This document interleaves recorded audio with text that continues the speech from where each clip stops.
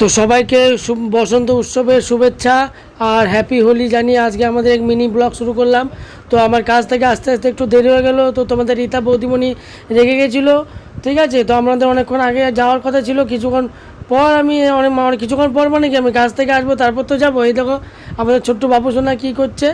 তো আমরা যখন গেছি তখন ঘড়ি কাটা বাজে 12:30। তো এখান থেকে প্রোগ্রাম শুরু হয়ে গেছে, 10:30 থেকে প্রোগ্রাম শুরু, আমরা তো জানি না। তো ঢুকে কিছুক্ষণ যেতে না যেতে একটা আন্টির সাথে দেখা হয়েছে। সেই আন্টি আমাদের হোলি হ্যাপি হোলি জানিয়ে এই দেখো তোমার রীতা বৌদিমণিকে কি সুন্দর করে আবির মাখিয়ে দিল। তো কিছুক্ষণ পরই রীতা বৌদিমণি ওনাকে আবির মাখিয়ে দিয়েছে। তার কিছুক্ষণ আরেকটু পর ভেতরে ঢুকেই দেখলাম একদিকে নাচ হচ্ছে, তো ক্যামেরা বন্দি করে নিলাম সেই নাচের চিত্রটা। তো সম্পূর্ণটা দেখছি, দেখো কি সুন্দর ডিজাইন বক্স লাগিয়ে নাচ করছে সবাই। তো আরেকটু ভেতরের দিকে যাব, চলো দেখাই তোমাদেরকে। তো ঠিক তার পাশেই এই দেখো বসন্ত উৎসব নামে একটা শুভ বসন্ত উৎসব নামে একটা প্রোগ্রাম হচ্ছে, সেটা বাংলা নাচ গান চলছে। ঠিক আছে, তো দেখো সারি সারি লোক, প্রচুর প্রচুর প্রচুর পরিমাণে ভিড় হয়েছে জায়গাটায়।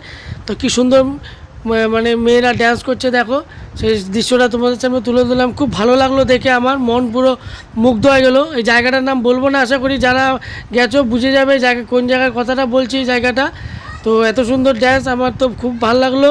তো তোমার বৌদিমণি বলছে আমি কি যাবো ড্যান্স করতে, আমি বললাম না না তুমি ড্যান্স পারো নাকি, তো ড্যান্স করতে যাবে। তো আমার এখানে একজন আমার চেনা পরিচিত ছিল, যদি বলতাম তাহলে তোমার বৌদিমণিকে নাচের এখানে সুযোগ দিত। তো আমি বললাম ঠিক আছে, তুমি ওইসব পারবে না, ওইসব বাদ দাও, এইসব তুমি কোনো দিন করোনি। ঠিক পাশেই যেখানে ডিজে চলছিল, আমি বললাম তুমি যদি পারো তো ওইখানে গিয়ে নাচ করতে পারো। তো তোমাদের বৌদিমণি বলছে না না ওইখানে যাবো না, অনেক লোকজন আছে, তার মধ্যে আমাদের নিজেদের লোক মানে আমাদের নিজেদের লোক কেউই নেই। আমি আর তোমার বৌদিমণি গেছে, আমাদের নিজেদের লোকও গেছিলো। আমার 3 বোন গেছিলো, আমার 3 বোন, 3 বোনের বর, আর আমরা একটু লেট হয়ে গেছিলো, আমার কাজ থেকে আসতে লেট হয়ে গেছে। তার কিছুক্ষণ পরে মাচিস আমাদের আলপনার সাথে দেখা হয়েছে। এই দেখো তোমাদের খুব চেনা পরিচিত আলপনা, একটা মুখ আলপনা আরবির মেঘিয়ে দিল, তোমাদেরই কাছের একজন লোক আলপনা।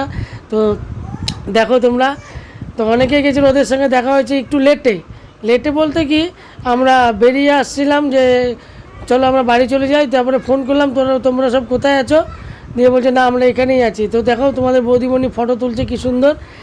হ্যাঁ, আর এই দেখো আমার ভাগ্নিগুলো, ওরা আইসক্রিম খেতে ব্যস্ত। এটা হচ্ছে আমার ছোটো ভাগ্নি, এরা খুব খেতে ভালোবাসে, খেতে পছন্দ করে, আমিও চাই। তো বন্ধুরা আবার দেখা হবে পরের ভিডিওতে, তোমরা